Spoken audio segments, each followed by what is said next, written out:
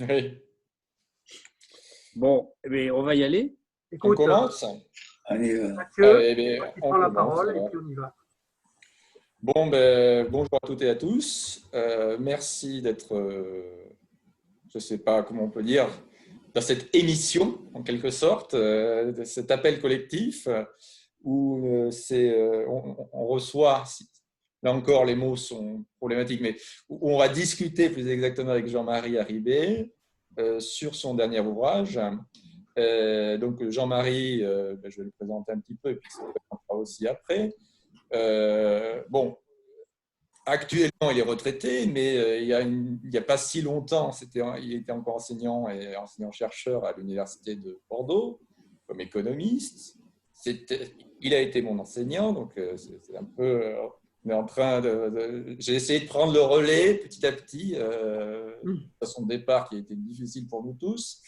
Régulièrement, il nous propose un certain nombre d'ouvrages sur ces thématiques qui sont habituellement liées au capitalisme, à Marx et aux questions liées à la nature.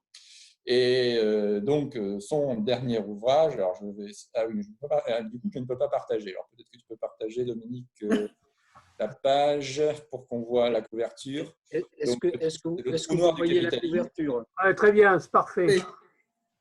Voilà, je ne sais pas si vous la voyez. Si. Ah, mais je peux partager l'écran. D'accord. Alors, attendez, hop, mais je peux pas trop tard, c'est loupé. Donc, le trou noir du capitalisme. Donc, peut-être ce par quoi on pourrait commencer, c'est d'abord le titre et pourquoi cet ouvrage. Jean-Marie. Bon, eh bien, merci. Bonjour à tous. Bon, effectivement, le titre peut étonner au premier abord. Bon, j'ai procédé à une analogie avec les trous noirs que les astrophysiciens ont découverts au cours des dernières années et qu'ils ont défini comme un corps céleste qui absorbe toute matière et tout rayonnement lumineux à cause de la force gravitationnelle qui existe. Et ils le disent noir parce qu'aucune lumière ne peut nous parvenir provenant de lui. Et donc, mon analogie consiste à dire que le capitalisme, à ce début du XXIe siècle, eh bien, tend à vouloir tout engloutir, de la moindre activité humaine jusqu'à tous les éléments naturels, tout ce que l'on nomme comme le vivant, et en passant bien sûr par les connaissances que l'humanité met au point. Engloutir, absorber, ça veut dire tout soumettre à la logique de la rentabilité, du profit, de l'accumulation du capital.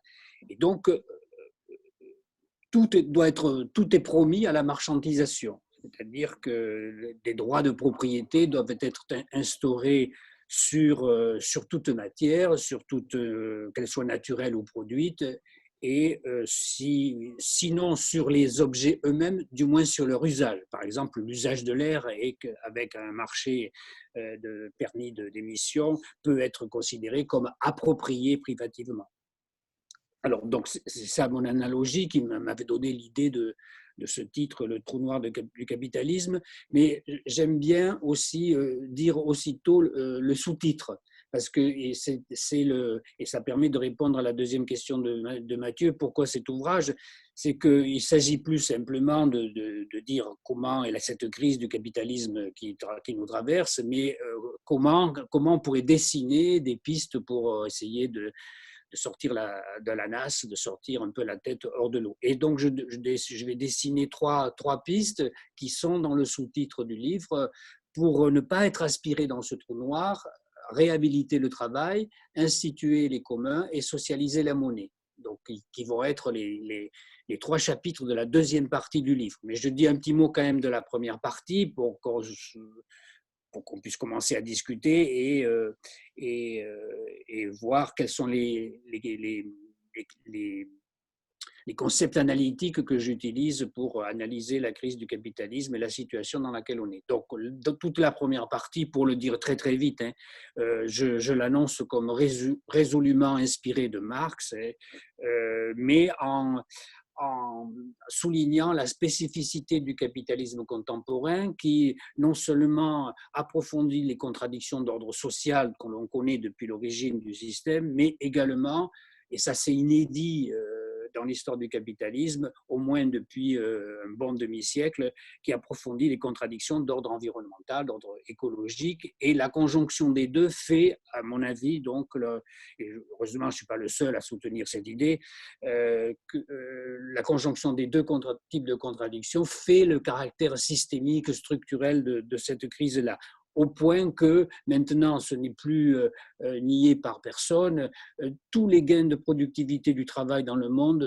connaissent un ralentissement extrêmement important depuis 2 ou 3 décennies dans les pays développés et même dans les pays émergents depuis une décennie et demie. À tel point qu'en moyenne, dans les pays développés surtout, la productivité du travail ne progresse pas plus de 1% par an en moyenne. Or, comme c'est toujours la productivité du travail qui nourrit, au final, en dernier lieu, en dernière analyse, c'est toujours la productivité du travail qui nourrit et qui commande la rentabilité du capital dans un rapport de force donné, à un instant donné entre capital et travail, c'est toujours la productivité qui commande la rentabilité in fine. Et donc, si vous ajoutez à cela, à ce ralentissement très net de la productivité, eh bien le fait que le productivisme, le consumérisme nous font toucher du doigt les limites de la planète, d'autant que le réchauffement climatique maintenant nous pend au nez de manière certaine. Et donc, on comprend que la conjonction de ces contradictions nous met au bord de ce trou noir, même si on n'y est pas totalement tombé encore. Mais c'est ce qui explique aussi que le capitalisme est procédé à une sorte de fuite en avant financière depuis maintenant 4 décennies à peu près, justement comme étant un des moyens, et peut-être le seul qui lui restait, pour pallier au moins temporairement donc la baisse de rentabilité du système productif réel, comme on dit dans notre jargon. Donc cette fuite en avant financière qui surfe bien sûr sur le grossissement du capital que Marx appelait fictif, mais qui est promis tôt ou tard à clasher et à s'écraser parce que tôt ou tard il est frappé de nullité ou de quasi-nullité. Et donc, c'est ce qui me permet, donc, dans cette première partie du livre, de dire que la dynamique même du capitalisme, elle est certaine, sans doute, parce que, bon, bien sûr, on ne peut jamais affirmer cela à 100%, il a des ressources, mais elle est sans doute contradictoire, cette dynamique, avec une responsabilité d'ordre social, d'ordre écologique, parce que cette dynamique ne peut durer véritablement qu'en poussant au maximum toujours l'exploitation de la force de travail et en poussant toujours au maximum l'exploitation de la nature. Et ces deux exploitations, malheureusement pour le capitalisme, ne sont pas extensibles à l'infini.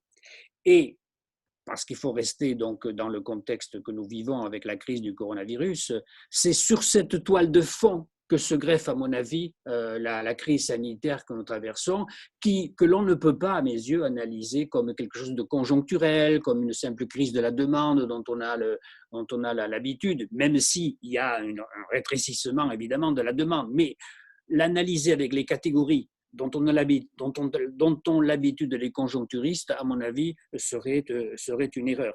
Je crois que le virus a certes mis le feu à la poudre, mais la poudre avait été répandue auparavant par les conditions dans lesquelles le système fonctionne depuis maintenant plusieurs décennies. Donc voilà, grosso modo, c'est la première partie de mon livre. J'en profite pour rappeler dans un troisième chapitre, un petit résumé du livre précédent, La richesse, la valeur et l'inestimable, où je disais que la crise sociale et écologique nous permettait de rouvrir le fameux débat sur la valeur, et notamment à partir de la question qui est maintenant toujours débattue dans les milieux qui s'occupent d'économie de l'environnement, quelle est la valeur de la nature. Donc ça m'a beaucoup intéressé ces dernières années. J'en avais fait un livre en 2013 que je résume simplement dans le petit chapitre de ce livre-ci. Et donc la deuxième partie, bon, vous m'interrompez si vous voulez à tout instant, vous posez une question sur cette première partie. Et la deuxième partie, c'est donc ce que j'avais annoncé tout à l'heure, les 3 pistes pour sortir la tête hors de l'eau un petit peu Et alors, ces trois pistes, elles m'ont été inspirées, je le dis explicitement, hein, bien sûr, par l'avertissement tout à fait prémonitoire de l'anthropologue Karl Polanyi au milieu du XXe siècle, qui avait écrit dans La Grande Transformation, son ouvrage majeur, si le travail, la terre et la monnaie étaient marchandisés, ça serait fini de la société, ça serait la mort de la société. Et donc, j'esquisse trois voies, prenant le contre-pied, le contrepoint de cette malédiction qui pèserait sur la marchandisation infinie. Donc, pour bifurquer véritablement donc, de ce trou noir, pour s'éloigner de ce trou noir, réhabiliter le travail, instituer les communs et socialiser la monnaie. Je continue ou bien vous m'arrêtez Peut-être qu'on peut… Réhabiliter le travail, qu'est-ce que ça veut dire? Bon, alors, qu'est-ce que ça veut dire? Ça veut dire que parce que le travail est vivant, et là aussi c'est un concept de Marx, hein, il est central dans la vie des individus pour leur intégration dans la société et par son rôle de, on va dire, de médiateur, médiateur des relations sociales. Et bien sûr, il est aussi central parce que c'est toujours le travail qui produit la valeur économique. Et la répartition de cette valeur ajoutée, c'est toujours un des indicateurs clés pour mesurer le rapport de force à un moment donné entre capital et travail. Or, dans la phase dite néolibérale, hein, vous le savez, parce que les ressorts de sa rentabilité étaient plus ou moins grippés, plutôt plus que moins d'ailleurs, hormis la fuite en avant financière, cette, parce que ces ressorts étaient grippés, le capitalisme n'a eu de cesse que de dévaloriser le travail, amoindrir ses droits et exiger des travailleurs qu'ils adhèrent aux objectifs de l'entreprise pour celle-ci, dont la finalité est de, bien sûr de servir des dividendes aux actionnaires. Et donc, réhabiliter le travail, c'est prendre le contre-pied de tout cela. Alors, dans le livre, je propose trois moyens dont je dis un mot là ici. Le premier est de poser comme principe quasiment constitutionnel que les salaires ne doivent plus jamais progresser moins vite que la productivité du travail, une fois que le chômage est drastiquement réduit aux moyens notamment de la réduction du temps de travail. Donc, ça, c'est le premier moyen de réhabiliter. Deuxième moyen pour réhabiliter le travail, c'est la réaffirmation et l'amélioration d'un droit social, d'un droit du travail protecteur. Et le troisième serait l'introduction dans les entreprises d'une véritable démocratie, de façon à dissocier radicalement l'exercice du pouvoir, alors pouvoir d'organiser le travail, pouvoir de savoir combien on va investir et dans quoi investir, du type de production, etc., etc. Dissocier ce pouvoir-là de la propriété du capital. Donc, là, il y a plusieurs propositions dont je ne suis pas l'auteur, mais qui sont maintenant dans le débat public pour créer des conseils économiques et sociaux véritables dans lesquels les travailleurs seraient des co-décideurs et non plus simplement laisser la décision aux actionnaires. La réintroduction ou l'introduction de la démocratie dans les entreprises va être d'autant plus importante qu'on va associer cela à une redéfinition des finalités du travail. On va passer ensuite au deuxième point, à savoir instituer bien public, bien commun. Donc, et là, on va retrouver la question écologique. Et d'ailleurs, la crise du coronavirus, là qu'on vient de vivre, ou qu'on vit, nous a montré à quel point était important de définir ce qu'étaient les activités essentielles. Qu'est-ce que c'est que le travail vraiment utile? Eh bien, je crois qu'on en a eu une illustration auquel on ne s'attendait pas. Bon, mais j'arrive au deuxième volet de la bifurcation, hein, à savoir donc instituer les communs, de façon à mettre en cohérence les objectifs sociaux et les objectifs écologiques de transition, de transformation de la société. Alors, vous le savez peut-être, sans doute même, la notion de commun est utilisée à la fois au singulier et au pluriel. Alors, pourquoi? Parce que cette notion, elle vise d'une part à renouveler de fond en comble la conception traditionnelle des biens publics et des services collectifs, Il s'agit de transformer le mode de gestion de ce qui est aujourd'hui réalisé sous l'égide de l'État, des collectivités territoriales, pour en faire quelque chose de commune qui soit autogouverné et autogéré par les populations au plus près de leur existence, de là où elles sont. Alors, ce n'est, de mon point de vue, même si je sais qu'il y a une discussion là-dessus, ce n'est absolument pas une mise en cause de la propriété publique, mais c'est la transformer de façon à ce qu'elle ne soit pas simplement étatique, mais qu'elle soit véritablement sociale. Ça, c'est le premier côté de l'affaire. Et d'autre part, il s'agit bien sûr de donner le statut de commun, cette fois-ci au pluriel, à tous les éléments essentiels à la vie et qui doivent donc être soustraits à la marchandisation. Alors, ça concerne aussi bien les ressources naturelles, l'eau, l'air, le vivant, tout ce que Polanyi d'ailleurs désignait par la terre, hein, c'était la terre désignait tout l'ensemble des ressources naturelles, ainsi que les connaissances et de mon point de vue, et là aussi la crise du coronavirus nous en a montré l'importance, et aussi considérer comme commun toutes les institutions sociales qui donnent accès à l'éducation, qui donnent accès à la santé, à la protection sociale, etc. Donc, l'objectif est double, hein, pour résumer ce point, l'objectif est double, il s'agit d'instituer une gestion commune des biens érigés au rang de commun. Mais tout ça, ça coûte. Et donc, c'est le troisième et dernier point de ma bifurcation, hein, de la bifurcation que je propose, le troisième volet du triptyque, là. Le capitalisme néolibéral a procédé à une sorte de privatisation de la monnaie, monnaie dont nous sommes nombreux maintenant parmi les économistes un peu hétérodoxes à considérer que c'est une véritable institution à part entière, la monnaie.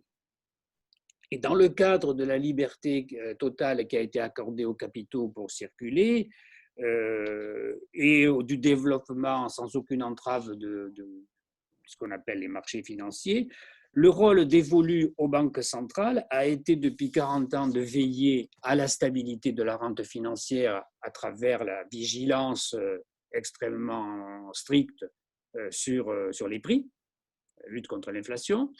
Et c'est particulièrement vrai, vous le savez, pour la Banque centrale européenne, qui a été rendue totalement indépendante du reste de la société et du pouvoir politique. Et heureusement, et là vraiment je suis extrêmement heureux de constater que ce dogme est en train, tout doucement, pas de voler en éclats peut-être, mais enfin d'être relativement contesté. Aujourd'hui, l'idée qu'on peut et qu'on doit resocialiser la monnaie, c'est-à-dire retrouver la maîtrise du crédit et donc de la création monétaire qui est toujours issue du crédit, pour financer les énormes investissements de transition écologique qui sont absolument indispensables, eh bien là, il y a une nouvelle discussion qui a jailli au cours des derniers mois ou années. Et d'ailleurs, cette discussion est soulignée encore davantage avec la crise, avec la pandémie du Covid-19, qui montre à quel point on a besoin d'un pôle bancaire public, qu'on a besoin d'un contrôle social sur celui-ci et d'une banque centrale qui soit une banque centrale au service de l'ensemble de la société et pas simplement chargée de veiller à la rente financière. Et donc, vous avez un peu suivi sans doute les discussions qui ont eu lieu entre les pays membres de la zone euro et de l'Union européenne de manière globale au cours des derniers mois, lorsqu'il s'est agi de savoir comment on allait financer toutes les dépenses publiques supplémentaires occasionnées par la lutte contre la pandémie et puis pour le redémarrage de l'économie ensuite. Et donc, je pense que, et c'est ce que je développe justement sans savoir au moment où je l'ai écrit que la pandémie allait arriver, je pense qu'au lieu d'obliger les États à toujours emprunter sur les marchés financiers, soit directement, soit indirectement via le mécanisme européen de stabilité, cette institution qui a été créée il y a un peu moins de 10 ans, là, au moment de la crise dite de l'euro.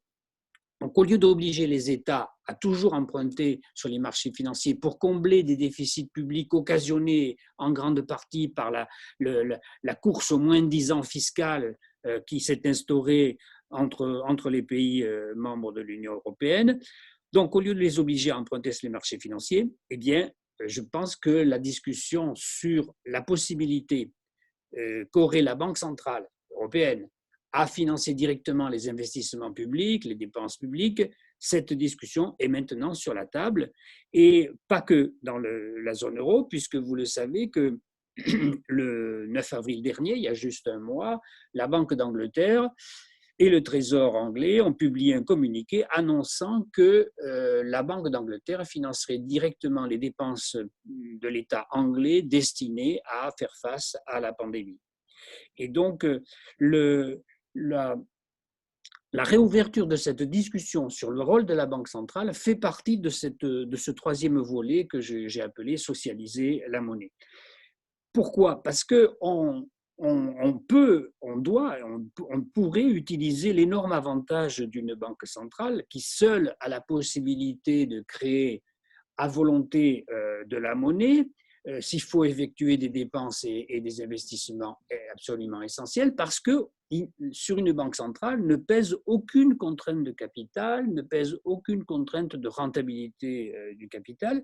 Alors bien sûr, cette possibilité n'est pas infinie. Il faut qu'il y ait un système productif qui soit en mesure de répondre à la possibilité monétaire qui est donnée en face, bien sûr, mais lorsque des forces de travail aussi importantes, vu le chômage qui existe, sont inemployées, et vu aussi la sous-utilisation des équipements productifs dans beaucoup de grandes entreprises aujourd'hui, je pense que le risque inflationniste en réutilisant cette possibilité de financement direct des dépenses publiques, ce risque inflationniste est absolument nul ou dérisoire.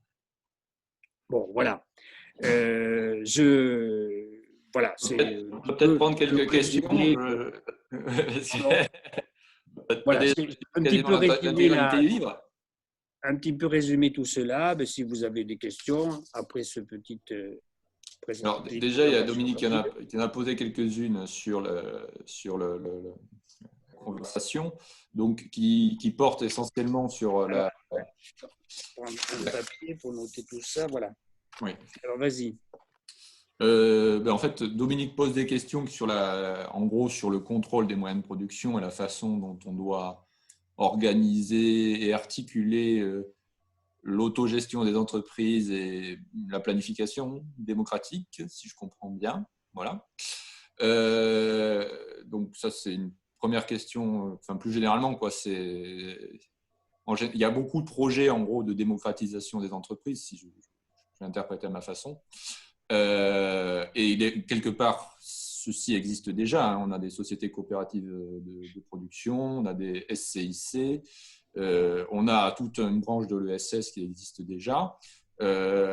Comment veux-tu aller plus loin par rapport à ça? S'agit-il d'étendre le champ de l'ESS? S'agit-il de changer le droit des sociétés par action, par exemple, plus précisément? Bon, je pense que ça, c'est un premier volet de questions sur ça. Ensuite, moi, j'avais un certain nombre de questions sur… Tu as une proposition qui veut dire qu'il faut s'assurer que le salaire progresse à la même vitesse, au moins, que les gains de productivité. En fait, je suis un peu étonné que tu proposes ça, tout en défendant la réduction du temps de travail et le maintien finalement de nos régimes de retraite, parce qu'on sent bien qu'il y a un certain nombre de choix à faire. Et donc, est-ce que c'est vraiment la hausse égale des gains de productivité à ça? Enfin, je suis étonné de ne pas voir la réduction du temps de travail, parce que ça a longtemps été ton dada. Et comment tu fais pour faire avec le ralentissement des gains de productivité entre augmentation des salaires et financement des retraites? Après, déjà, ça fait deux questions importantes. Peut-être commencer par ça et on continue pour le reste. D'accord. Bon, mais dans l'ordre, hein. Alors, je ne l'ai pas dit oralement, donc, mais dans le quatrième chapitre, c'est-à-dire le premier de la seconde partie, je fais référence effectivement à toutes les expériences qui se déroulent autour sous des noms très très variés à des époques différentes aussi, aux formes de contrôle ouvrier ou contrôle des travailleurs de manière générale.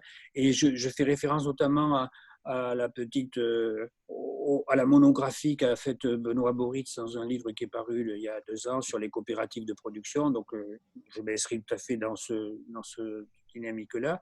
Et comme tu le disais, Mathieu, là, plutôt que d'inventer mille autres formules, étendre le champ d'application de ces expériences-là me paraîtrait déjà une bonne piste prometteuse.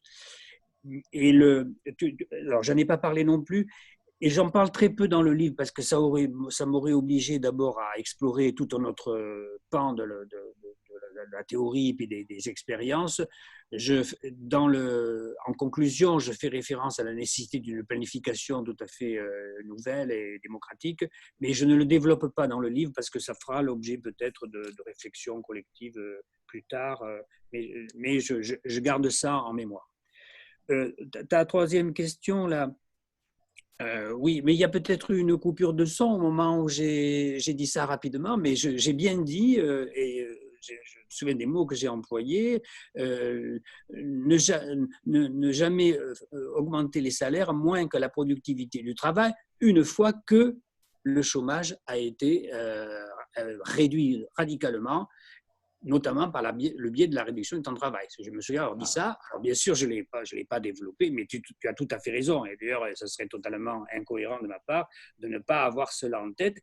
Et en plus, tu l'as dit aussi, et je suis tout à fait d'accord, la question des retraites. Et au moment où, juste après avoir fini l'écriture de ce livre, a démarré la bataille sur les retraites. Et à l'époque, parmi les petites contributions que j'ai été amené à faire, j'avais fait un texte assez long de chiffrage justement des possibilités d'arbitrage entre l'augmentation de la productivité, très faible d'ailleurs, comme je l'ai dit tout à fait, et la progression des bas salaires et la perspective d'un partage des faibles gains de productivité entre tous les choix que nous aurons à satisfaire, à savoir la réduction du temps de travail, pour diminuer le chômage, et les investissements très très importants qu'il faudra mobiliser pour amorcer la transition écologique. Et si on me pousse dans mes retranchements, je serai prêt à reconnaître que c'est la quadrature du cercle et que donc on n'est pas sorti d'affaire.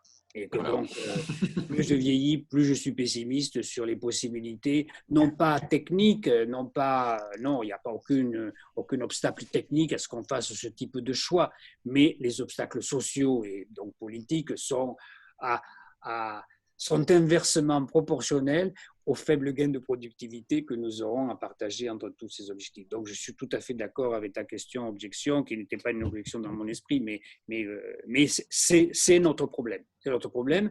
Et je me souviens, juste avant que la pandémie éclate, c'était vraiment quelques semaines avant, j'avais fait une petite simulation que j'ai mise sur mon blog, pas sur mon blog, pardon, sur le site à la fac, donc vous pouvez la trouver, où effectivement je partais des derniers chiffres publiés par l'INSEE sur l'évolution du PIB en 2018-2019, et je faisais une projection jusqu'en 2030, parce qu'on m'avait demandé de faire ce travail-là, projection en 2030, et j'organisais, entre guillemets, la diminution du taux de croissance d'année en année pour aboutir à un peu moins de 1%, 0,8, 0,9 à la fin de la décennie. Mais c'est déjà par terre, complètement par terre, oui. parce que on va avoir au moins 1 ou 2 ans. Voilà. Bon, donc, c'est d'où la vanité de vouloir faire des projections à moyen et long terme. Bon, d'accord, j'ai été long, pardon. Non, il n'y a pas de problème. Oui, peut-être Michel. Allume ton micro. Non, tu n'as pas allumé ton... Voilà. Bon, c'est bon. Ah non, peut-être tu l'as relevé. C'est bon là. Voilà. Oui, ça prolonge un peu ce qui vient d'être dit. Je partirai du chapitre 2 de la première partie du livre de Jean-Marie concernant les contraintes en rapport avec les objectifs climatiques. Il y a, page 58, Jean-Marie, il y a des chiffres très, très intéressants concernant les implications des objectifs climatiques, moins de 2 degrés, et puis alors ce que ça implique en matière d'émissions carbone à horizon 2050. On arrive à 3 scénarios, il y a 3 variantes. Notamment, je suppose que c'est celle qui est le plus socialement tolérable, ça serait celle qui associerait un taux de croissance de 1% et une diminution annuelle de l'intensité carbone du PIB de 3,2%. Je prends celle-là. Qu'est-ce que ça veut dire ? Ça veut dire, si on fait un partage de l'économie mondiale entre les pays développés et les autres, ça veut dire que pour avoir 1% de croissance de l'économie mondiale, il faut absolument que les pays développés n'aient aucune croissance. Bien. Oui. Et c'est là que, alors je mets en rapport ça avec tous les plans qu'on nous a proposés concernant la transition écologique. J'ai l'impression que ça implique une transition écologique, mais plus que rigoureuse, quoi. Le terme même de transition paraît faible, quoi. Et là, je rejoindrai peut-être ce que Olivier Passé a développé il y a quelques semaines sur Xerfi Canal. Et en tout cas, je trouve ça très intéressant, mais ça a des implications considérables sur toutes les politiques qu'on doit mener. Et alors, la question que je me pose, c'est le rapport, alors, avec la socialisation de la monnaie. Sujet sur lequel je suis tout à fait d'accord avec Jean-Marie pour dire que la redécouverte de cette socialisation, de l'importance de la socialisation de la monnaie, c'est quelque chose de très positif au cours des dernières tendances de la recherche. Mais alors je me pose la question, lorsqu'on dit que la transition écologique doit être financée par la création monétaire, quel est le rapport avec ce qu'on vient de dire ? Je suis d'accord avec l'idée que, après avoir fait du quantitative easing à la mode néolibérale, il vaut mieux orienter cette création monétaire vers la transition écologique. OK, il n'y a aucun problème.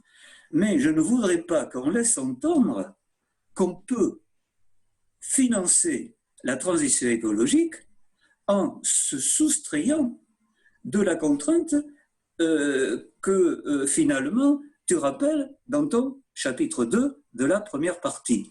Tu vois, Jean-Marie, la liaison entre les deux me pose problème et je ne sais pas comment le résoudre, mais j'ai l'impression qu'il ne faut pas que l'idée de socialisation de la monnaie avec les modalités que tu retiens, il ne faudrait pas que ça laisse entendre qu'on peut échapper dans les années et dans les décennies qui viennent à un problème de choix. C'est-à-dire que ces investissements dans la transition écologique, ça va bien se faire au détriment de certains éléments de l'économie réelle, soit d'autres investissements, soit de la consommation. Et si c'est au détriment de la consommation, ça implique des choix plus que draconiens, et là on rejoint Coucheyan, etc., entre besoins essentiels, etc. Donc, simplement pour dire que, OK, pour parler de financement monétaire de la transition écologique, mais en aucune manière, ça ne peut être un moyen d'échapper à la contrainte que finalement tu définis, à mon avis, justement, dans le deuxième chapitre de ta première partie. alors, est-ce que je peux rebondir? Et puis, j'en profite pour dire que Dominique a posé des questions. Donc, Dominique souligne le fait qu'on ne fonctionne pas avec un état fixe des richesses, mais qu'elles sont amenées à croître, enfin, normalement. Mais ce que je crois que Michel et Jean-Marie ont dit, c'est qu'en gros, il ne faut pas qu'elles croissent. C'est ça le problème. Ou du moins, il ne faut pas qu'elles croissent beaucoup. Du moins, si on veut atteindre les objectifs du GIEC, quoi, pour faire très simple. Donc, dans ce cas-là, évidemment, ça implique des choix draconiens. Alors, d'autant plus que nous sommes dans un monde où la population croît énormément. On aura vraisemblablement 10 milliards d'habitants à la fin du siècle, au moins, enfin, d'ici 2050, ce sera difficile de ne pas être à 9 milliards. Donc, déjà, il y a une croissance de la population importante et d'une population moins riche que nous. Donc, c'est vrai que quand on pose le problème comme ça veut presque dire qu'il faut qu'on se serre la ceinture complètement pour tous les pays du Nord. Et quand je dis tous les pays du Nord, c'est toutes les populations du Nord, pauvres et riches. Et même, bon, on peut s'amuser à redistribuer entièrement, mais la richesse au sein des pays dits riches. Mais quand on pose le problème comme ça, on est presque obligé de dire qu'il faut faire une décroissance du PIB par tête des pays riches, ce qui est quand même finalement réussir le programme néolibéral. Bon, je me fais volontairement provocateur, hein, mais bien sûr. Jean-Marie, on n'a pas ton micro. Tu n'as pas allumé le micro. Pardon. Bon, l'un et l'autre, Michel et toi, Mathieu, vous mettez le doigt effectivement sur ce que j'ai appelé tout à l'heure la quadrature du cercle. Ça, c'est effectivement. Alors, le petit tableau que Michel a cité, là, qui est donc au début de mon livre, effectivement, c'est un petit tableau qui est trop synthétique, effectivement, parce que c'est une moyenne et qui omet d'intégrer l'extrême inégalité de développement entre tous les pays au monde. Et donc, le taux le plus favorable qui est dans le tableau de 1%, effectivement, n'est pas à prendre simplement pour ce qu'il est. Je l'avais mis pour donner une idée de l'ampleur, déjà, même si on raisonne que sur la moyenne, il donne une idée de l'ampleur des contraintes qui pèsent sur nous. Parce que pour avoir 1% de croissance moyenne d'ici 2050 par an, tout en satisfaisant aux objectifs du GIEC, eh bien ça exige une amélioration de l'intensité en carbone de la production, ou si vous préférez, ça exige une diminution de l'intensité de la production en carbone bien plus importante que ce qu'on a pu réaliser au cours des décennies passées. On fait des petits progrès en matière de réduction de cette intensité, mais il faudrait quasiment le double d'efforts, le double de réussite en matière de réduction de l'intensité pour parvenir à réduire les gaz à effet de serre de telle sorte qu'on ne dépasse pas 2 degrés de plus d'ici la moitié du siècle. Bon, donc je suis tout à fait d'accord avec avec la mise en évidence de ce problème-là que, je répète, si vous me poussez dans mes retranchements, je ne vois pas comment on va le résoudre. Je vois vraiment pas. Mais bon, c'est déjà une chose de le mettre sur la table. Je suis également d'accord, Michel, avec toi quand tu dis que l'utilisation de la création de monnaie à des fins de transition est un point fort et que ça ne doit pas nous laisser penser qu'on peut échapper à toutes les contraintes dont on vient de parler. Tout à fait d'accord. Donc, il y aura un arbitrage très, très fort à opérer entre les diverses options possibles pour organiser la vie de la société. Est-ce que j'ai une petite lueur d'espoir pour sortir de ces affreux dilemmes? C'était d'ailleurs... Michel, toi tu t'en souviens peut-être parce que tu tu es mon premier lecteur, correcteur et observateur depuis tant d'années que je ne te remercierai jamais assez. Mais si tu te souviens, c'était déjà le problème que je me posais dans ma thèse de doctorat, hein, qui était intitulée « Le développement soutenable par la réduction du temps de travail ». Et obtenu par une réduction drastique des inégalités de revenus. Mais déjà, je me posais la question suivante, si on diminue les inégalités de revenus, c'est-à-dire si on augmente massivement les bas revenus, les bas salaires, etc., il va y avoir un boom de consommation qui va se retourner contre nous parce que le développement soutenable, on ne l'aura plus sur le plan environnemental. Et la seule réponse que j'avais esquissée, et je ne vois encore que celle-là pour sortir de ces affreux dilemmes qui nous pèsent, c'est faire le pari de la qualité des services offerts à la population. Et c'est pour ça que la défense des services publics comme la santé et l'éducation doivent à l'avenir faire partie de, je vais le dire là, des seuls moyens d'augmenter la qualité de vie. Mais effectivement, tout ce qui est de l'ordre de la consommation matérielle devra sans doute être soumise à des contraintes extrêmement fortes si on veut parvenir à ce que la vie reste un peu vivable dans nos sociétés. Donc l'amélioration de la qualité des services collectifs, que ce soit la santé, l'éducation, la culture, etc., à mon avis,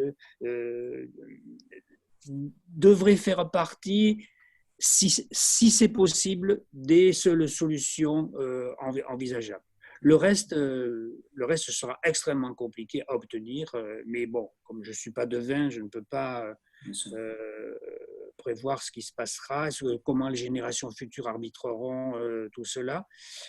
En tout cas, dans nos pays développés, l'augmentation de la consommation ne pourra plus être considérée comme un objectif. Mais donc, il faudra, pour assurer la transition et que ce soit socialement supportable, je pense qu'il faudra miser sur l'amélioration considérable de la qualité des services qui seront offerts aux populations, en étant aussi conscient que ça ne résout pas tout, parce que la socialisation de ces services suppose, il y a un coût, et que ce coût partagé collectivement, devra être accepté aussi. Ce n'est pas non plus donné d'emblée. La socialisation, c'est bien. L'acceptation de la socialisation ne va pas de soi forcément. Et donc, voilà. Mais bon, là, je pense que, alors, retrouvons notre enthousiasme, ça fait partie de notre rôle de batailler pour que cette acceptation puisse progresser. En tout cas, si ce type de bouquins et de discussions ont un intérêt, c'est pour ça. Tout à fait. Tout à fait. Justement sur la question monétaire, sur laquelle Michel t'a un peu titillé, tu n'as pas évoqué là, à l'oral comment tu pensais la socialisation précisément, c'est-à-dire est-ce que c'est par exemple à l'échelle européenne, est-ce que c'est à l'échelle nationale, est-ce que tu penses à des articulations, par exemple, avec des initiatives qui existent, qui sont les monnaies locales complémentaires et citoyennes, par exemple, ou des formes d'autres initiatives qui, certaines sont libertariennes, mais d'autres ne sont pas conçues comme ça, qui sont certaines crypto-monnaies, qui sont pensées autrement que sur le plan de la Banque centrale. Parce qu'en fait, il y a quelque part, il y a une critique qui nous est faite implicitement par... quand je dis nous, c'est les économistes atterrés. Voilà, je vais mettre un nous qui est précis, qui est de rester finalement dans un logiciel qu'on pourrait qualifier d'étatiste, d'ailleurs que ce soit l'État-nation, ou je vais dire ça de façon un peu brutale, l'État européen. Voilà. Et la Banque centrale est l'incarnation finalement d'un État, parce que même si elle est indépendante, elle reste malgré tout une émanation politique dépolitisée en quelque sorte, c'est-à-dire que c'est une production politique qu'on a mise indépendante pour faire en sorte qu'il n'y ait pas d'interaction entre la décision politique et la gestion monétaire, mais au fond, ça reste une structure étatique quelque part, ou en tout cas para-étatique. Or, c'est pas du tout ma tasse de thé, mais il faut quand même l'entendre. Il y a des gens qui ne veulent pas en entendre parler. C'est-à-dire qu'ils ne veulent pas d'État. Bon, c'est pas mon cas, mais ça existe. Et qu'ils ne veulent pas de banque centrale. Ou alors qu'ils veulent autre chose. Donc, je sais, ça nous fait sourire, Michel et moi, parce qu'on trouve ça complètement fou. Mais c'est demandé dans des mouvements sociaux. D'accord ? Il y en a qui proposent des monnaies, des crypto-monnaies, par exemple, où la création monétaire irait directement aux citoyens, d'accord, sans banque centrale, avec simplement une blockchain pour le faire. Donc, bon, j'aimerais bien avoir ton point de vue par rapport à ça. Et tout simplement, comment toi, tu vois ta forme de socialisation monétaire. Je suis aussi sceptique et réticent que ce que tu viens de dire par rapport à ces nouvelles initiatives. Je souscris à ton analyse. Effectivement, la Banque centrale européenne n'est pas adossée à un État, mais c'est comme c'est quasiment l'institution phare de nature étatique, même si c'est à l'échelle supra-étatique. Je partage ton analyse. Comment on peut concevoir ça ? Ça fait partie de mes interrogations. Je n'ai pas d'idées précises pour te répondre. J'ai une grosse discussion en ce moment avec 2 ou 3 amis là, qui tournent autour d'Attaque ou Attaque élargie, avec Bruno Terré notamment, et sa proposition de monnaie fiscale complémentaire que j'analyse dans mon livre, d'ailleurs dans le dernier chapitre, par rapport à laquelle je suis extrêmement prudent, parce que je ne vois pas trop comment pourrait fonctionner, comme il le dit aujourd'hui. Je dis aujourd'hui parce qu'il a varié lui aussi, il recherche sur ce plan-là, donc sa position n'est pas tout à fait sans doute arrêtée. Monnaie fiscale complémentaire qui consisterait pour le Trésor public de payer les fonctionnaires en une monnaie dite fiscale qui serait retournée au Trésor par le biais des impôts et des taxes. Je ne vois pas comment ça pourrait fonctionner en l'absence de convertibilité entre la monnaie ainsi définie et puis la monnaie officielle, l'euro. Et il y a un truc que je n'arrive pas à assimiler et à accepter en plus, donc cette non-convertibilité, parce que je ne vois pas comment, en étant fonctionnaire, j'irai acheter mon pain avec un billet trésor ou bien un compte trésor auquel n'aurait pas accès le boulanger. Enfin, bref, il y a quelque chose que je ne comprends pas. Mais je pense quand même que les discussions doivent être approfondies parce que c'est un des arguments de Bruno Terré notamment. Il fait référence ce qu'on appelait dans les années 50 circuit du trésor, qui a été supprimé lorsque finalement s'est annoncée l'ère néolibérale et la conception monétaire dominante. Circuit du trésor qui permettait justement au trésor public de faciliter donc l'implication de l'État dans toute la phase de reconstruction d'après-guerre et en liaison avec la planification indicative qui existait à ce moment-là. Bon, je pense qu'il y a des choses à creuser là-dessous, mais de mon point de vue, la coexistence de plusieurs systèmes monétaires à l'intérieur d'une entité donnée, que ce soit le pays ou plus largement de l'Union européenne, ça me paraîtrait extrêmement compliqué si des règles précises n'étaient pas édictées. Parce que vous vous rappelez, au moment où on a adopté le traité de Maastricht qui a instauré la monnaie unique, il y avait un débat à l'époque pour savoir s'il fallait une monnaie simplement commune pour régler les échanges entre les pays membres de la zone, et puis qui cohabiterait avec une monnaie à usage national. S'il s'agissait de réintroduire par le biais de cette monnaie nouvelle une sorte de dualisme, monnaie commune interne, monnaie nationale interne et monnaie commune pour l'extérieur, après tout, je n'aurai pas d'objection fondamentale. Mais s'il s'agit d'avoir deux monnaies internes, là, j'avoue il y a quelque chose qui m'échappe et pour l'instant, je ne suis pas prêt d'accepter cette solution-là parce que je la vois impossible à maintenir durablement et également entre tous les habitants. Il y a, dans ta question, Mathieu, il y avait aussi l'aspect monnaie locale complémentaire. Bon, j'ai eu une discussion aussi ces dernières années avec les protagonistes des monnaies locales dont je ne condamne absolument pas l'expérience. Il y a beaucoup de choses à apprendre dans ces expériences-là, notamment en matière de relocalisation, de renouer les liens sociaux entre des communautés soit citadines ou villageoises ou bien intégrant la ruralité autour. Bon. Je pense quand même que ça ne peut pas tout résoudre. Ça ne peut pas tout résoudre parce que il y a des échelons.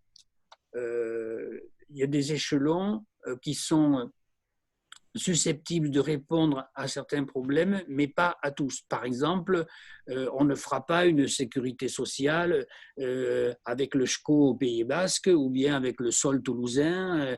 Bon, il y a une dimension à la fois politique et territoriale nécessaire pour qu'un système de sécurité sociale puisse fonctionner. Autant les monnaies locales peuvent être des expériences tout à fait profitables sur le territoire considéré, autant elles ne peuvent pas aider, à mon avis, à résoudre des problèmes dont la dimension s'élève à un rang soit national et a fortiori international. Maintenant, je ne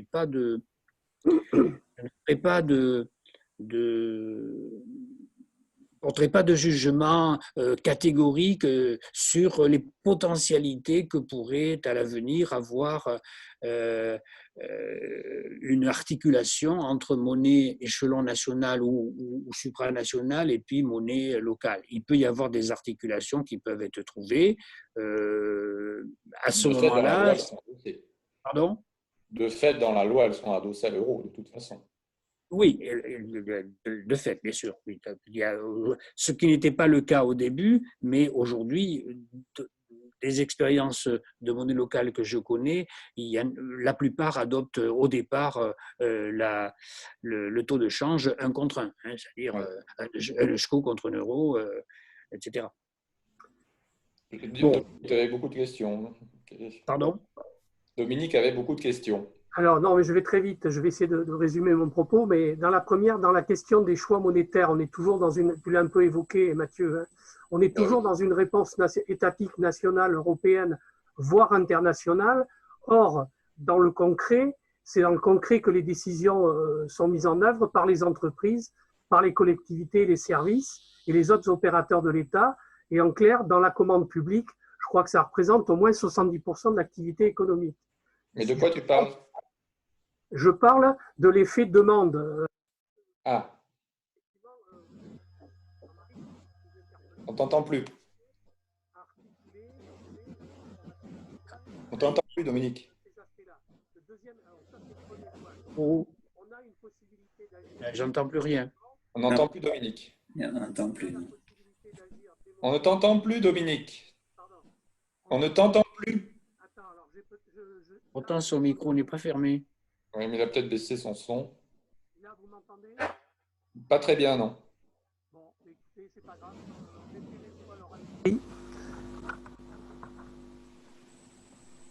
Je te vois mieux, mais on n'entend toujours rien. On n'entend toujours rien. Bon. Et là, vous m'entendez ou pas ? Ça y est. Ça bon. revient. Alors, je vais juste terminer par la première question. C'est l'importance de la demande sociale, de la commande sociale, et pas de la demande sociale, mais de la commande sociale, qui s'effectue au travers de tous les opérateurs de l'État et au travers de toutes les collectivités locales et territoriales qui représentent 70% de l'activité économique. Là, il y a, me semble-t-il, un levier extraordinaire et puissant pour justement transformer, je dirais, ou accompagner la transformation, les différentes transformations que l'on souhaite. Deuxième élément, pourquoi ne pas créer une monnaie sociale complémentaire gérée par la sécurité sociale, à condition qu'elle soit démocratisée dans sa gestion, alimentée par les cotisations salariales pour avoir un référent, je dirais, de valeur derrière, et convertie ensuite en monnaie partagée. Voilà. Et ce que je pose derrière, en fait, c'est qui décide, qui maîtrise la mise en œuvre, je dirais, des créations monétaires. Aujourd'hui, on est dans une démarche où on sent bien, et Mathieu l'a évoqué d'une certaine manière par les pensées, je dirais, les attentes autogestionnaires. Et j'en reviens, je dirais, à la première question que j'avais soulevée au départ. Est-ce qu'aujourd'hui, on n'est pas en recherche d'une nouvelle articulation entre planification démocratique, on l'appelle comme on veut, et démarche autogestionnaire qui restituent aux producteurs leur capacité, je dirais, à agir sur les conditions de la production, sur les conditions de la distribution des richesses, et puis sur les conditions d'investissement, etc., et sur les choix des besoins à satisfaire en priorité. Bon, alors, il y a une foule de questions dans ta question. Hein. Bon, je dis simplement deux choses. Après, mes amis et collègues pourront aussi répondre à leur tour. Hein. D'abord, je ne suis pas persuadé que de la justesse de ton pourcentage, 70% de l'économie qui passerait par la commande de l'État, des collectivités territoriales, je pense qu'il doit y avoir un petit truc qui ne va pas là dans la comparaison, il me semble. Hein. Bon, mais bon, je n'ai pas le chiffre là sous les yeux, donc je ne m'aventure pas, mais 70%, ça me paraît pas être le bon. Si on adopte la définition d'Aglietta sur la monnaie, à savoir que la monnaie était un signe d'appartenance à une communauté politique, alors à ce moment-là, on ne peut plus se permettre de dire bon, on va créer une monnaie ici, une autre monnaie là, une autre monnaie ailleurs, une monnaie pour la sécu, et puis une monnaie pourquoi pas pour les transports publics, et une autre monnaie pour l'éducation. Non. À mon avis, je pense que c'est faire fausse route.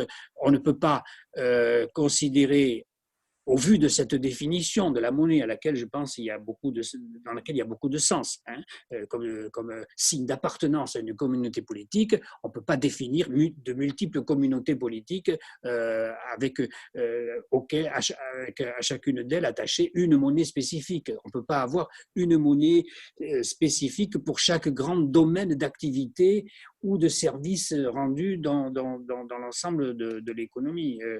Parce que la monnaie est aussi un opérateur généralisé, un équivalent général, comme disait le grand-père Marx, un opérateur généralisé des échanges au sens global du terme. Et donc, plus tu multiplies, Dominique, le nombre de monnaies, plus tu cours le risque de fragmentation de l'espace social, plus que de constitution ou de renforcement de la communauté politique.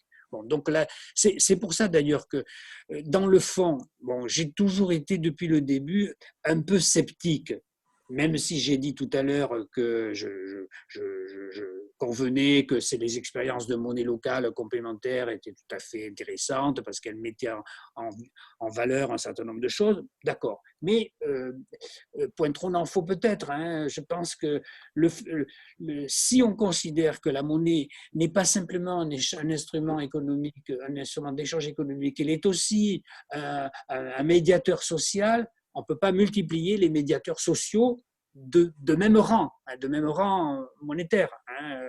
Il peut y avoir d'autres médiateurs sociaux que la monnaie. Hein. La monnaie n'est pas le seul médiateur social. Mais ériger plusieurs médiateurs sociaux de même nature, la monnaie, me paraît là quelque chose qui je ne trouve pas trop satisfaisant. Bon. Maintenant, c'est le genre de questions extrêmement difficiles sur lesquelles on peut nuancer au fil de la réflexion. Alors, il y a une remarque de Fred Dubosc sur le fait qu'il y a entre guillemets, des monnaies spécifiques en type d'usage, chèques vacances, des bons d'achat, etc. Justement, enfin, voilà, ça me fait penser, est-ce qu'il faut… Bon, tu n'as pas vraiment défini la monnaie, tu as dit que c'était un signe communautaire. Mais bon, c'est vrai que pour les économistes, il y a trois fonctions qui sont adossées à la monnaie. Hein, fonction de moyen de paiement, fonction enfin, plus exactement, d'ailleurs, ce n'est pas vraiment la fonction de moyen de paiement, c'est la fonction de règlement des dettes, pour être plus précis. fonction d'unité de compte et fonction de réserve de valeur. Mais c'est vrai que quand tu lis Aglietta et Orléans, au fond, la fonction la plus importante, c'est l'unité de compte. Les autres sont dérivés de la fonction d'unité de compte, et on peut très bien avoir une unité de compte avec des moyens de paiement différenciés. Tu peux très bien avoir différents moyens de paiement qui sont tous adossés à la même unité de compte, sans que ça remette en cause en réalité, ça peut maintenir un espace monétaire. Je pense que c'est un peu en ce sens-là, à mon avis, ce dont parle Bruno Terret. Mais évidemment, il peut y avoir une concurrence des moyens de paiement. Dans les faits, ça existe. Les concurrences, les moyens de paiement sont alternatifs. Ils ne sont pas tous utilisés. Même pour la monnaie entre guillemets étatique, enfin plus exactement pas étatique, mais celle qu'on utilise au quotidien, on utilise soit une monnaie étatique qui est le billet de banque et les pièces, et elle est en concurrence avec une monnaie bancaire qui est le dépôt, enfin le dépôt à vue. Et plus ça va, moins on utilise les dépôts à vue, moins on utilise vraiment la monnaie fiduciaire étatique au profit des dépôts à vue. Donc là, il y a aussi à réfléchir comment on se réapproprie, ou plutôt pas se dire réapproprie, mais comment on fait en sorte que ce ne soit pas l'intégralité de la masse monétaire qui sous forme de dépôt à vue et donc de monnaie sous le contrôle des banques commerciales. Oui, je nuancerai là ce que tu dis, parce que je ne suis pas sûr que le véhicule utilisé, billet ou compte bancaire, soit de nature aussi différente que tu le dis. Et il n'y a pas concurrence entre le billet et mon compte bancaire. Il n'y a pas concurrence. Il y a au contraire une extraordinaire complémentarité. Qui ne signifie pas égalité de traitement, égalité d'utilisation, bien sûr. Mais je ne vois pas en quoi par exemple, en fait, c'est le débat que vous avez avec Henri Sterlignac, typiquement, sur le financement monétaire par la Banque centrale. En fait, la question, c'est de savoir est-ce que les agents privés, quels qu'ils soient, sont prêts à accepter une demande de monnaie sous forme de billets équivalente à ce que représente la dette publique. Parce que la Banque centrale peut très bien se dire écoutez, je rachète les titres de dette publique en circulation, donc j'offre des billets en échange de l'achat des bons du Trésor. Mais s'il n'y a pas un désir de détention de billets, c'est compliqué. Aujourd'hui, le désir de détention de billets, c'est 10% de la masse monétaire, à peu près. Donc, il faudrait pouvoir modifier ça. Je ne suis pas convaincu. L'objection que, bon, peut-être que tout le monde n'est pas au courant de cette discussion-là, mais c'est vrai qu'on a un débat au sein des économistes atterrés au sujet de cette question du financement monétaire des dépenses publiques. Je pense que dans l'objection que présente Henri Sterlignac, il y a surtout l'idée qu'il faut qu'il y ait, pour que l'État ou la Banque centrale puisse l'État mettre en circulation et la Banque centrale en acheter, il faut qu'il y ait au final des épargnants prêts à demander ces titres-là. Moi, je pense que non. Je pense que le problème est résolu. La Banque centrale, si elle achète les titres, il n'y a pas besoin d'avoir une épargne d'épargnants à mobiliser. Je pense que, bon, mais bon, c'est le genre de question un peu complexe sur lequel, bon, je n'ai pas moi-même de religion définitive. C'est des choses trop mouvantes, surtout que les moyens de paiement sont en train d'évoluer considérablement et tu sais, Mathieu, qu'on sait de moins en moins établir la frontière entre les composantes de la masse monétaire, et donc c'est entre les actifs monétaires proprement dit et les actifs financiers qui sont facilement liquidables. Bon, où est la frontière? On ne sait pas trop souvent comment l'établir. Bon. Tu disais tout à l'heure que tu faisais référence aux chèques vacances, aux bons d'achat. Mais je ne considère pas que le chèque vacances ou le ticket restaurant soit une monnaie à part entière. Je peux payer éventuellement mon restaurant avec un ticket restaurant, mais c'est parce que ce ticket restaurant renvoie à une masse monétaire qui existe par ailleurs, ou à un équivalent qui existe par ailleurs, ou si au lieu de me rémunérer en euros, on m'a rémunéré partiellement avec des tickets restaurants, euh, je ne suis pas prêt à attribuer le statut de monnaie à ce ticket restaurant. Bon. Est-ce que je peux… Oui, Oui, bien sûr. bien Ouais, sûr. Jean. En fait, ce que je trouve intéressant dans cette histoire de chèque emploi-service, hein, les CESU, c'est les chèques emploi-service, chèque restaurant, etc., c'est que ça a une durée de vie limitée. Donc, c'est pas comme la monnaie où on peut, enfin la monnaie, les billets qu'on peut mettre sous un matelas. Si tu mets tes chèques restaurant dans ta poche et que tu ranges ta veste et que tu la ressors 2 ans après, tu les as perdus. Donc, en fait, j'avais bien mis monnaie entre guillemets parce qu'effectivement, je comprends bien que c'est pas que c'est adossé à de la monnaie. Je suis pas économiste, hein, donc j'essaye d'utiliser les termes, mais m'en voulez pas si c'est pas tout à fait les bons. Par contre, je trouve intéressant que l'utilisation soit dirigée, d'une part, ensuite qu'elle soit limitée dans le temps, et surtout, c'est quasiment une… Enfin, c'est pas une création de richesse, mais je veux dire que ça fait partie du partage des richesses, parce que la plupart de ces chèques emploi-service, chèques déjeuner, etc., proviennent de la masse salariale. C'est des choses qui arrivent du sein des entreprises, souvent gérées par les comités d'entreprise ou les comités sociaux. Et donc, je pense que j'ai eu cette idée par rapport à ce que demandait Dominique, sur l'idée d'avoir une monnaie qui serait un peu dirigée vers l'utilisation du salaire socialisé ou autre, peu importe. Et il me semble que c'est une piste intéressante. De la même façon, il y avait une étude, enfin, il y avait sur une monnaie locale, il y avait un truc en Autriche, j'avais vu un documentaire à l'époque où les billets étaient valables à 1 pour 1, comme tu disais tout à l'heure, Jean-Marie, mais au bout d'un mois, ils perdaient 10% de leur valeur. Donc, c'était pour favoriser les échanges. Et donc, j'avais mis un peu plus haut l'utilisation, enfin, la compréhension des choses, du citoyen éclairé, du citoyen, qu'est-ce que j'avais mis ? Citoyen, travailleur et consommateur. Effectivement, quand on utilise les chèques emploi service, on peut les utiliser de différentes façons, les chèques lire de différentes façons, mais ils sont déjà fléchés vers un certain type de produit.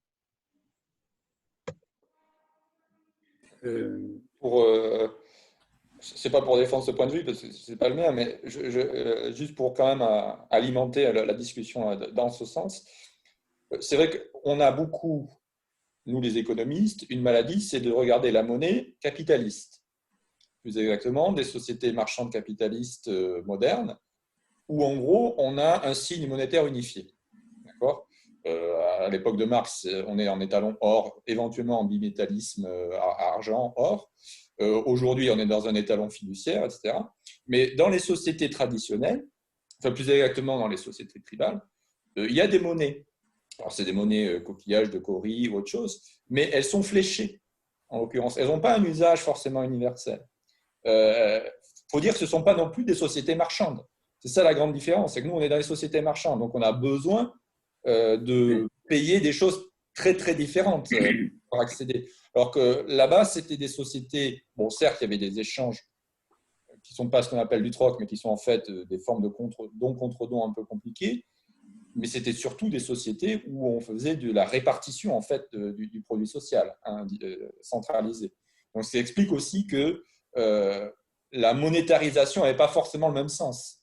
Est-ce que c'était le même type c'était pas le même type de monnaie, mais elles avaient un sens qui était le règlement des dettes sociales. Et typiquement, par exemple, il y avait ce qu'on appelle le prix de la mariée, hein, c'est-à-dire que quand il y avait une famille, enfin, quand il y avait un mariage, en fait, il y avait une sorte de dot, hein, mais en fait, il y a une dette du fait d'avoir perdu un membre de sa famille qui rentrait dans une autre filiation. Donc, il fallait compenser ça avec un certain type de monnaie sociale spécifique pour ce genre d'usage.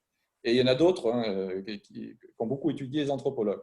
Bon, ça pose une question, c'est-à-dire, est-ce que pour nous, on doit en rester à la définition stricto sensu de la monnaie capitaliste. Enfin, je veux dire, ne l'appelons pas capitaliste, mais disons la monnaie universelle, disons des choses comme ça, en quelque sorte. Ou est-ce que jusqu'où on peut accepter d'autres formes de signes de paiement des dettes sociales, quoi. Voilà. Quel est ton point de vue, Jean-Marc? Enfin, plus la réunion s'avance, plus vous posez des questions compliquées, hein, bien sûr. C'est normal, c'est le jeu. Bon. C'est compliqué. J'aime bien ta nuance, Mathieu, que tu apportes en monnaie capitaliste, monnaie universelle. Oui, je pense qu'il faut faire cette nuance-là. D'autant qu'avec notre monnaie, aujourd'hui, elle ne sert pas uniquement aux échanges marchands. Toute la protection sociale, toute la sécurité sociale, elle n'est pas marchande dans le même sens, mais elle est monétarisée. Donc, et elle est monétarisée avec la même unité de compte que pour les échanges marchands. Donc, c'est vrai que tu as raison de rappeler que les anthropologues ont montré que les signes monétaires n'étaient pas aussi unifiés et universels que nous et n'étaient pas utilisés pour des usages aussi multiples qu'aujourd'hui. Ça, c'est vrai, tu as raison de rappeler ça. Mais il y a quand même dans notre société ces deux formes des échanges, certains qui sont directement marchands privés et d'autres qui sont collectifs ou dont le coût est socialisé et qui utilisent quand même pour cette socialisation-là, qui utilisent la même monnaie. Donc, je pense que… Et donc, le fléchage dont il était question auparavant, ce fléchage ne nécessite pas une monnaie différente. Les cotisations sociales sont payées avec la même unité monétaire que lorsque j'achète un ordinateur. Bon, il y a plein de questions qui ont été évoquées, donc et je ne peux pas répondre à tout, hein, parce que d'abord, je ne sais pas tout, hein, bien sûr. L'histoire de la monnaie fondante, qui est une vieille idée. Hein. Gesell, au début du XXe siècle, en avait fait quelque chose de très important. J'ai toujours été un peu interrogatif par rapport à cette idée fondante. Bon, alors c'est vrai que dans les CEL, dans les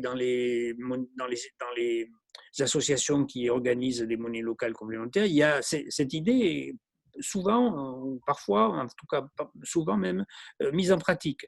Il veut dire que, bon, si je n'ai pas utilisé mes billets locaux, au bout de 3 mois, ils perdent 5% ou 3% de leur valeur. Bon, mais ça veut dire alors à ce moment-là qu'on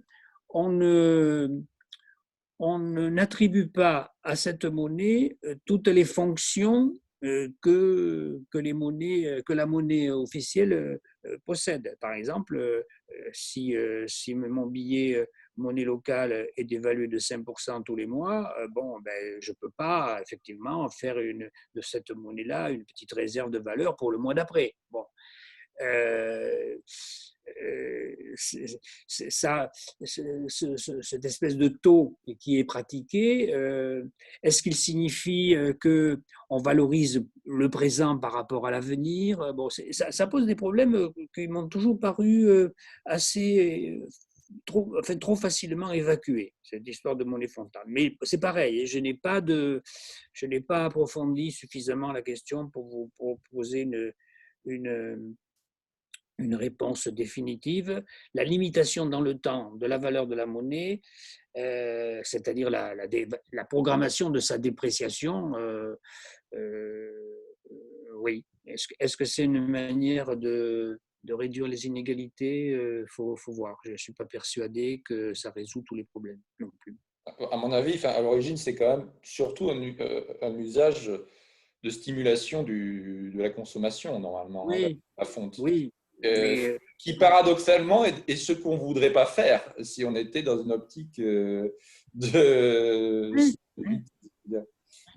Et puis, si on a des arbitrages à faire, pourquoi faut-il tout consommer? Et pourquoi pas penser aussi à l'investissement? Donc, parce que je prévois d'investir, ma monnaie fond au fur et à mesure que le temps s'écoule, bon, il y a un problème, quoi. Bon, enfin, voilà. Dominique a posé des questions qui Alors, Dominique, est-ce qu'il a ont encore... du mal à avoir trouvé une réponse. Alors, voyons, est-ce que j'ai oublié quelque chose, Dominique? Comment s'affranchir de la domination du capitalisme dans les Ah oui, d'accord. Bon. Eh bien, ça, l'utilisation je de la l'ai monnaie. expliqué. Achetez mon livre qui malheureusement est mort avant d'avoir vécu, puisqu'il est tombé dans le trou du confinement. Mais là, je réponds. Réhabiliter le travail, instituer les communs et socialiser la monnaie avec toutes les difficultés qu'on vient d'inventorier. Voilà trois pistes pour dépasser le capitalisme, Dominique. Non, j'étais plus précis que ça. Comment s'affranchir de la domination du capitalisme sur l'utilisation de la monnaie? Ce qui n'est pas tout à fait la même chose. C'est-à-dire comment créer les conditions. Alors évidemment, ça converge à un moment donné. Mais à chaque fois, me semble-t-il, si tu veux, je suis d'accord avec les grandes pistes que tu as proposées. Mais moi, à chaque fois, je bute sur la question du pouvoir.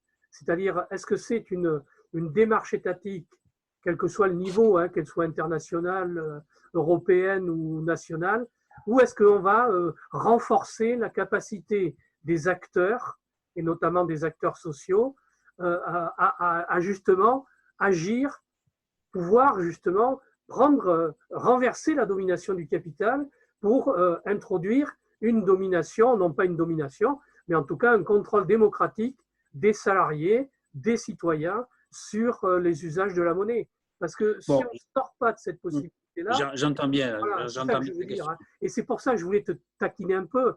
Mais il me semble que pendant quelques années, en tout cas au début où je t'ai connu, il me semblait que tu étais quand même plutôt orienté autogestion et pas trop planificateur centralisé. Encore que, j'en sais rien, je ne sais pas ce que tu pensais à l'époque. Mais j'avais envie aujourd'hui, si tu veux, de qu'on retravaille cette question du rapport autogestion, planification démocratique, de manière à ce qu'on redonne des moyens, je dirais, à tous les acteurs, finalement, de reprendre, je dirais, le pouvoir sur le capital. Bon, alors, j'entends bien ta question et presque ta réprobation, et j'entends tout à fait ça. Bon, mais comme j'en suis resté qu'au niveau des principes et que je ne peux pas aller guère au-delà des principes, j'ai dit à plusieurs reprises tout à l'heure, et dans le livre j'y insiste, c'est que le contrôle social, à la fois dans les banques et puis dans les entreprises, j'ai dit tout à l'heure que la réintroduction de la démocratie dans l'entreprise était une clé de voûte de la réussite de l'ensemble. Donc, ça, je pense qu'au niveau des principes, maintenant je suis d'accord avec toi, je n'ai pas la clé magique qui va le faire réaliser demain matin, mais au niveau des principes, là, j'ai pas de souci avec la proposition que tu fais, évidemment. La socialisation des banques, c'est pas remplacer le PDG des banques privées par un PDG nommé par le Conseil des ministres. C'est pas ça la socialisation, évidemment. C'est-à-dire que le contrôle du crédit bancaire, c'est par les citoyens, par les salariés et par les collectivités territoriales, c'est le maître mot, je vais dire, de la réussite de cette affaire-là. Et d'ailleurs, c'est pas la seule raison, mais je pense que la supériorité de l'économie allemande sur l'économie française tient aussi peut-être au tissu non seulement des petites et moyennes entreprises, comme on le dit souvent, mais aussi au tissu bancaire qui est beaucoup plus décentralisé que chez nous. Et donc, les moyens de contrôle des collectivités locales et puis des représentants des citoyens et des salariés, est beaucoup plus facile lorsqu'on a affaire à un réseau bancaire qui est au plus près possible des populations et des entreprises que lorsqu'on a 3 ou 4 banques universelles mondiales, BNP, Société Générale, Crédit Agricole, et puis j'en passe une ou deux. Bon, effectivement, pour contrôler la BNP Paribas aujourd'hui, bon, il faut d'abord effectivement virer les actionnaires, oui, c'est sûr. Mais bon, après, virer les actionnaires, si ce n'est pas accompagné d'une transformation radicale de la gestion de ces monstres bancaires, ça ne servirait pas à grand-chose de remplacer les PDG. Donc, je suis tout à fait d'accord. Maintenant, je l'ai dit aussi, mon livre n'est pas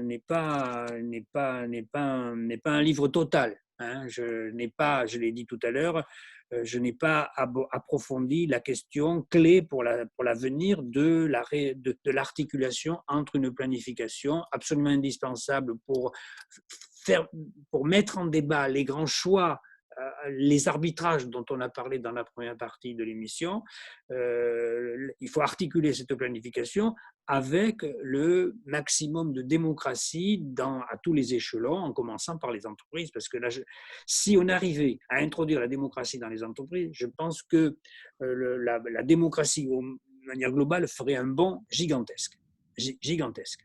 La démocratie, ce n'est pas simplement d'élire nos conseillers municipaux ou nos députés, hein. C'est aussi introduire dans l'un des lieux principaux de socialisation, même si le télétravail progresse à l'avenir, l'entreprise restera un lieu de socialisation et il faut donc que la démocratie y pénètre. Bon, je pense que ça, c'est une clé essentielle de la transformation sociale. Bon, donc, mais et les quelques petites expériences qui ont eu lieu au XXe siècle montrent que c'est pas non plus très simple de l'articuler avec une définition des grands objectifs nationaux et a fortiori plus que nationaux.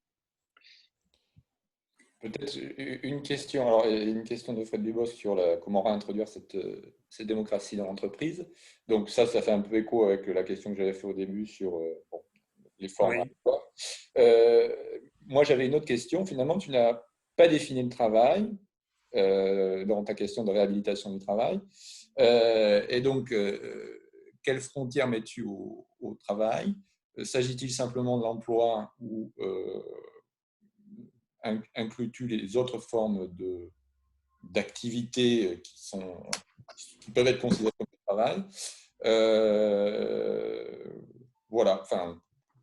Bon, alors, dans mon exposé introductif, effectivement, je suis passé là-dessus, tu as raison.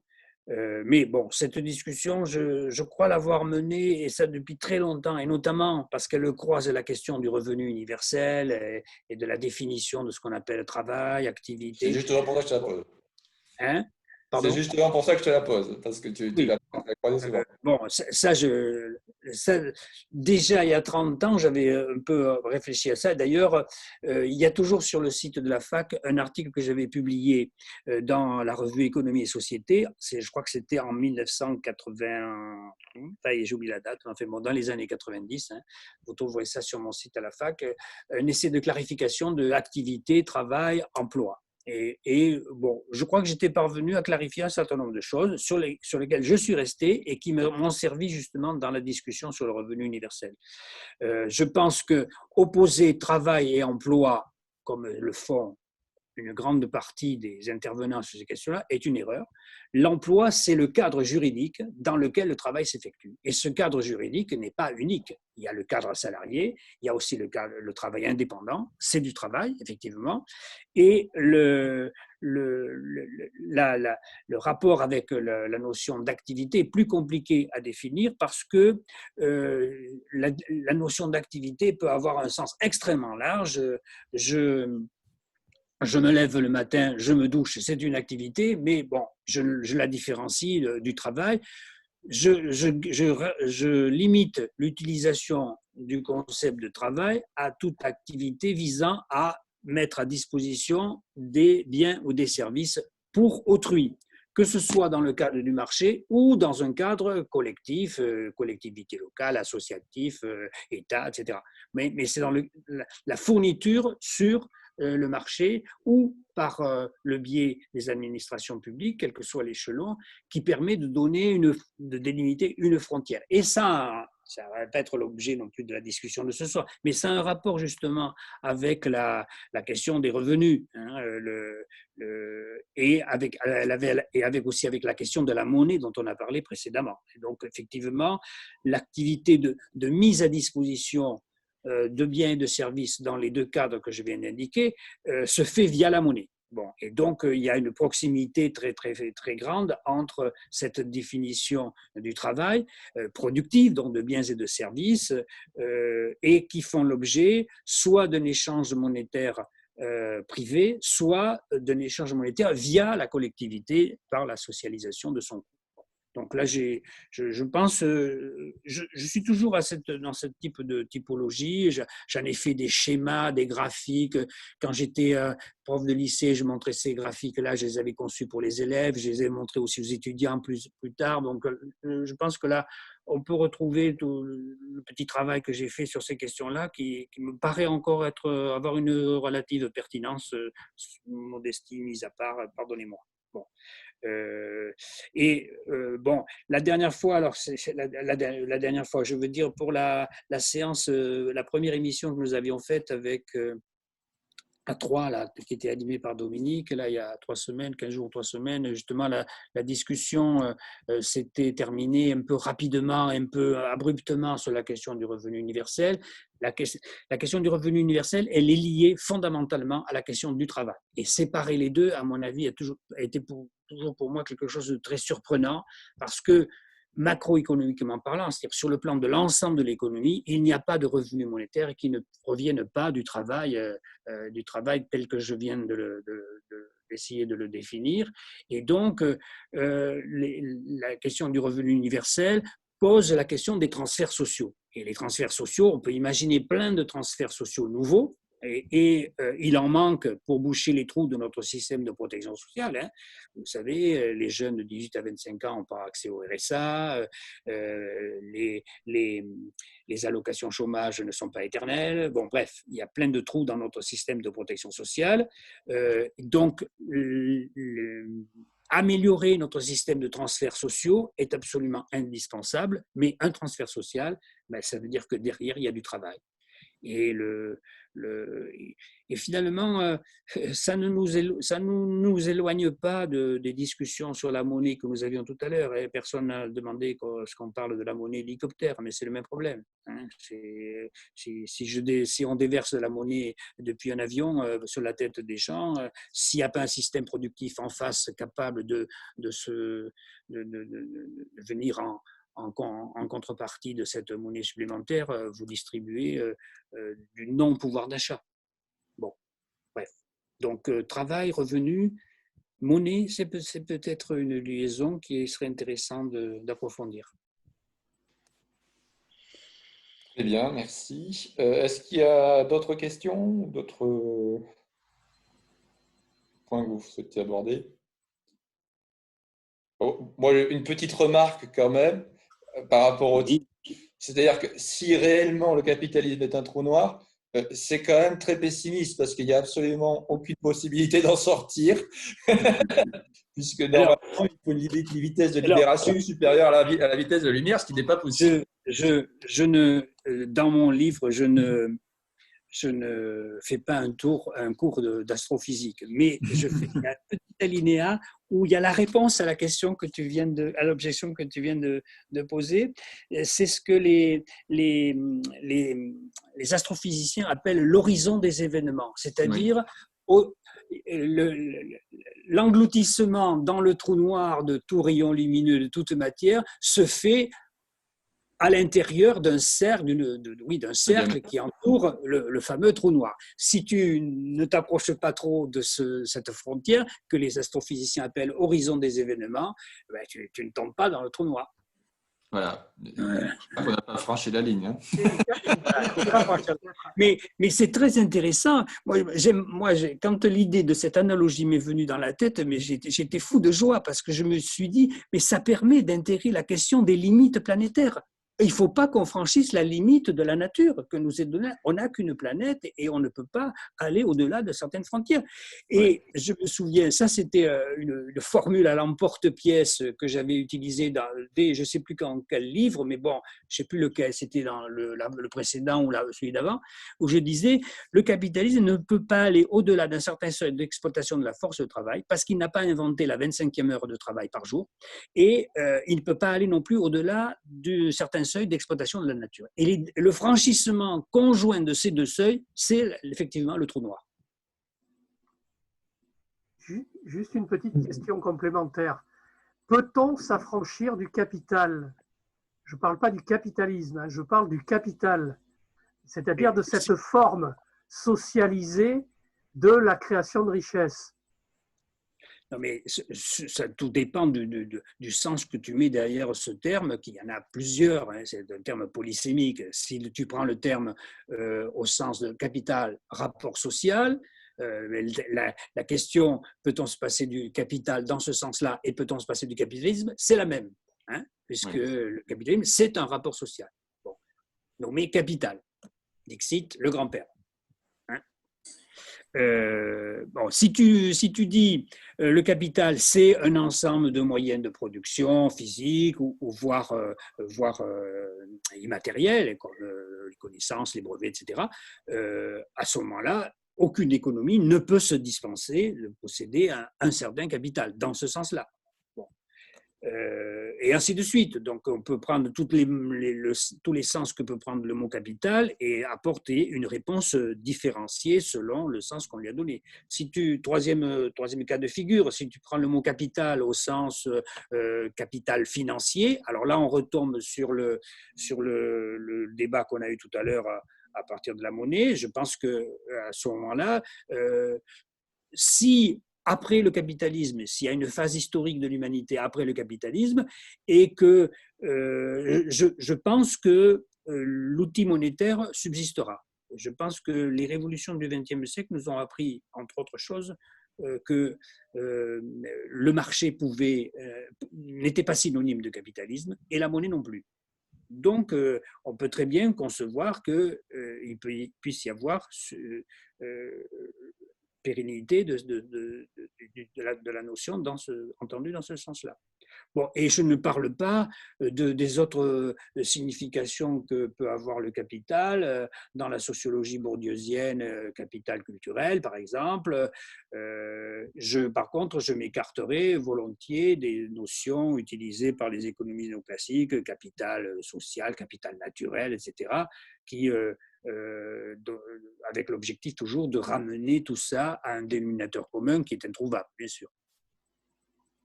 Bon, mais je dis ça très, très vite, Dominique, il faudrait développer tout ça.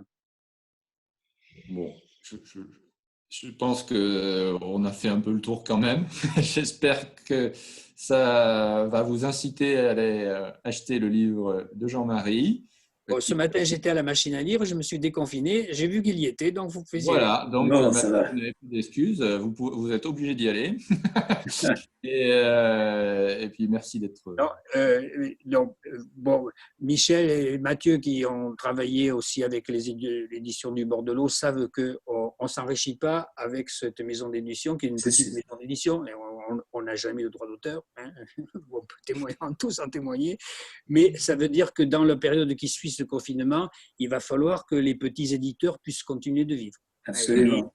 Et ce n'est pas gagné d'avance. C'est sûr. Plein de choses ne sont pas gagnées. Hein. Bon. En tout cas, mille merci pour votre discussion. Je t'en prie. Merci à toi. Toujours intéressant d'être stimulé par des gens comme vous, qui sont au demeurant des amis. Dominique. Oui, non, juste un mot. Je voulais simplement d'abord vous remercier à tous et à toutes d'avoir participé à cette soirée. Et puis aussi faire part du fait, remercier Mathieu d'avoir accepté de l'animer et vous faire part de la tenue, vous le savez certainement tous, pour tous ceux qui sont connectés ce soir, d'une des prochaines initiatives à la fin du mois. Je crois que c'est le 25. Non, je ne me rappelle plus si c'est le 25 ou le 28. 28.